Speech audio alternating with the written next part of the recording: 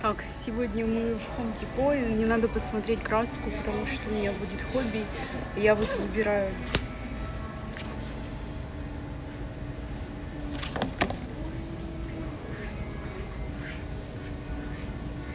Ну вот я взяла такую палетку Worm.